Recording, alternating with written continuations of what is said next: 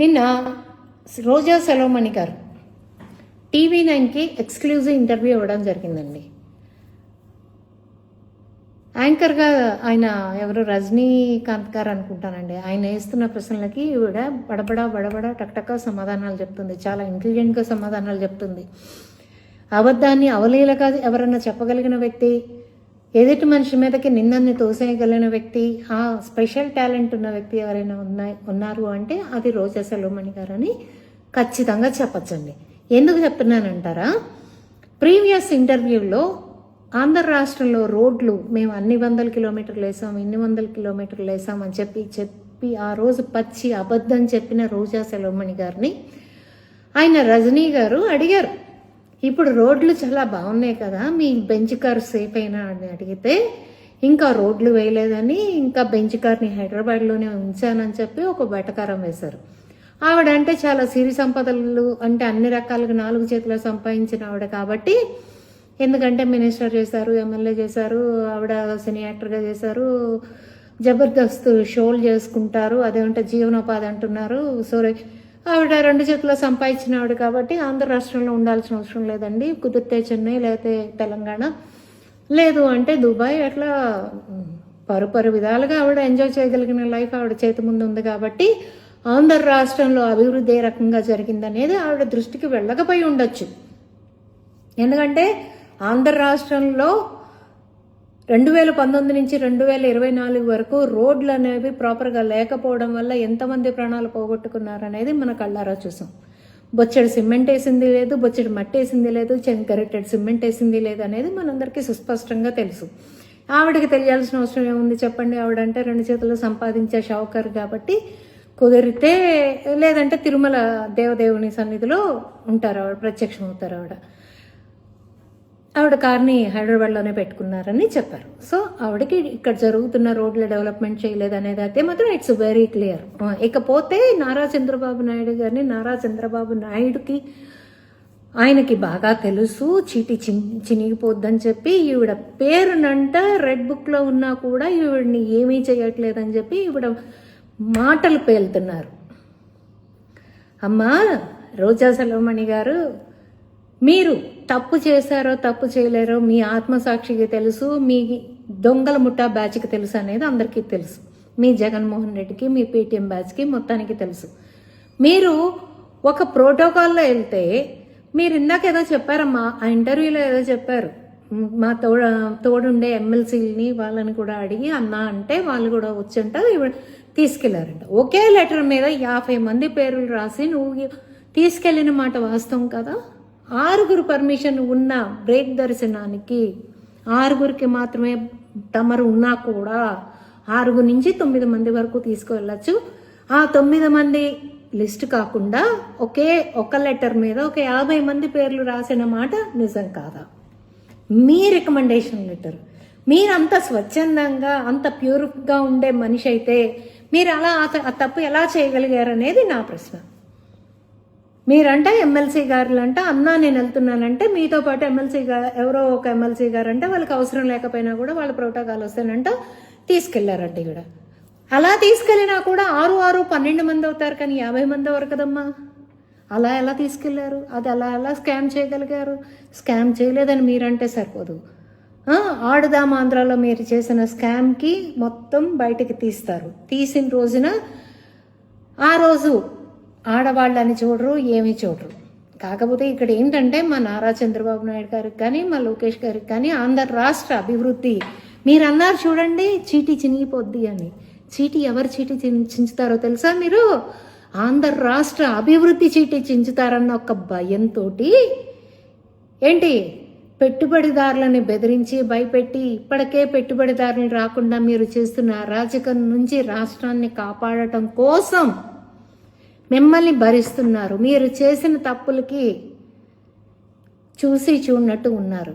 కానీ ఏదో ఒక రోజు డెఫినెట్గా మీరు, మాకు కాదు, మీరు చేసిన స్కామ్ అంతా ఏంటయ్యా అంటే అది ప్రజల సొమ్ము, ప్రజలు కట్టిన ట్యాక్సుల రూపంలో సొమ్ము కావచ్చు, ఏదైనా కావచ్చు. ఆంధ్రాలో ఆ బ్యాట్లు ఎంత నాసి రకమో అన్నీ ఆ రోజున అందరూ చూస్తున్నారు. ప్రజలు మొత్తానికి తెలుసు తమరు చేసిన స్కాములు. రెడ్ బుక్లో ఈవిడ గారి పేరు ఉంటేనంట, ఈవిడ గారిని అరెస్ట్ చేస్తేనంట చంద్రబాబు నాయుడు గారి చీటీ అంటే ఈవిడ చించేసుద్దానంటే చంద్రబాబు నాయుడు గారు ఈవిడ్ని అరెస్ట్ చేయకుండా ఆగుతున్నారంట.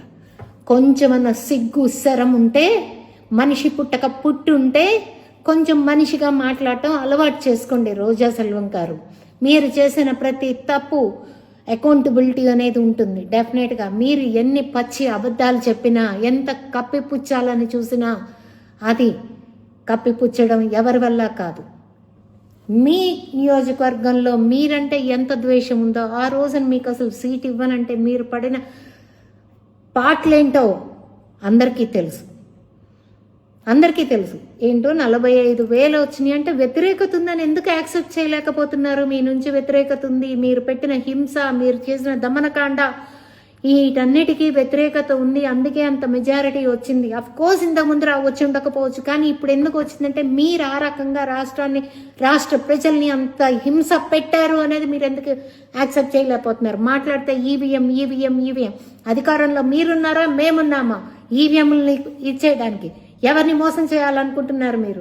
కొంచెమైనా ఉంటే ఆలోచించి మాట్లాడండి. మీ నియోజకవర్గంలో మీరంటే మీ వాళ్లే చేతురిచ్చుకున్న టైం ఉంది. ఆ రోజున మిమ్మల్ని మాకొద్దు బాబోయ్ అంటే జగన్మోహన్ రెడ్డి కాళ్ళ వేళ్ల పడి నువ్వు సీటు తెచ్చుకున్న మాట నిజం కాదేమో ఆలోచించుకో. మాకు చెప్పక్కర్లా, నీకు మనసాక్షి ఉండి చస్తే ఆలోచించుకో. అమ్మా రోజా సెలవుమణి గారు, ఆంధ్ర రాష్ట్ర ప్రజల్ని మోసం చేసింది చాలు.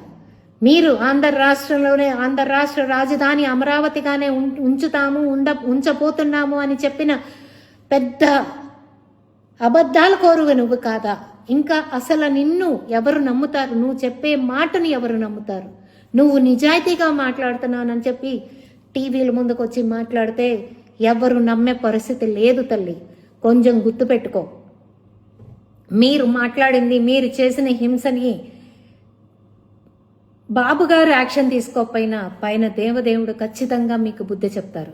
నువ్వు స్టార్టింగ్లో ఆంధ్ర రాష్ట్రంలో ఉండాలంటే వణికిపోయి తెలంగాణకి వెళ్ళిందని నువ్వు అక్కడికి వెళ్ళి అక్కడ పార్టీలో జారుతానంటే వాళ్ళు ఎడంకాలతో తంతే వచ్చి మళ్ళీ ఆంధ్ర రాష్ట్రంలో పడ్డావు. అది నీ ఒప్పుకోలేకపోతే ఇవాళ రోజున నాకేమీ జరగదు, చంద్రబాబు నాయుడు గారు ఆంధ్ర రాష్ట్ర అభివృద్ధి కోసం చూస్తున్నారు, అనవసరంగా నన్ను అరెస్ట్ చేసి నేను చేసే అల్లరి, నేను చేసే ఆగం భరించడానికి ఆంధ్ర రాష్ట్రము సిద్ధంగా లేదు, నారా చంద్రబాబు నాయుడు గారు కూటమి ప్రభుత్వం సిద్ధంగా లేదని చెప్పి నువ్వు ఇవాళ వచ్చి ఇక్కడ మళ్ళీ తైతక్కలాడుతున్నావు. నోటికొచ్చినట్టు పవన్ కళ్యాణ్ గారిని మాట్లాడుతున్నావు, నారా చంద్రబాబు నాయుడు గారిని మాట్లాడుతున్నావు, మా లోకేష్ బాబుని మాట్లాడుతున్నావు. ప్రజాక్షేత్రంలో మీకు ఎంత బుద్ధి చెప్పినా మీ బుద్ధి మారట్లేదు. చూడండి, కనీసం మనిషిలాగా బతకటం నేర్చుకోండి. కనీసం మనిషి. నువ్వు జబర్దస్తులకి వెళ్ళి జబర్దస్త్ ప్రోగ్రాములు చేసుకుంటే ఎవరికి ఇబ్బంది లేదమ్మా. నువ్వు చేస్తున్నా, మాట్లాడుతున్నా, నువ్వు ఉన్న పదవికి ఆ మాట, ఆ భాషని ఎవరైనా ఏహ్యంగా చూస్తున్నారు, ఎవరైనా అసహించుకుంటున్నారు.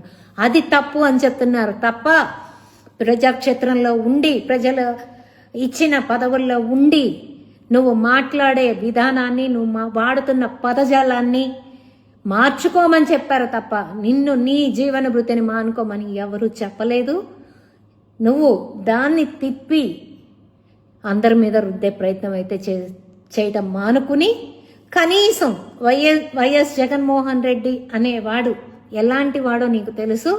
స్క్రిప్ట్లు ఇస్తున్న మాట నీకు తెలుసు. అది పబ్లిక్ మీటింగ్లోనే బాబు గారిని తిట్టమన్నారు అని తమరి చెవుల్లో మైకుల ముందు చెప్పిన మా వీడియోలు కూడా ఉన్నాయి.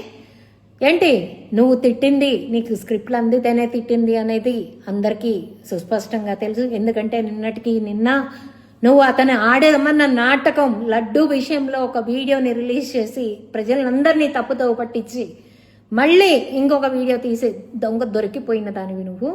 ఇవాళ నువ్వు మాట్లాడాల్సిన అవసరం లేదు. మీ పార్టీ నుంచి బయటికి వచ్చిన వాసురెడ్డి పద్మ గారే చెప్తున్నారు స్క్రిప్ట్లు అందిస్తారు అని.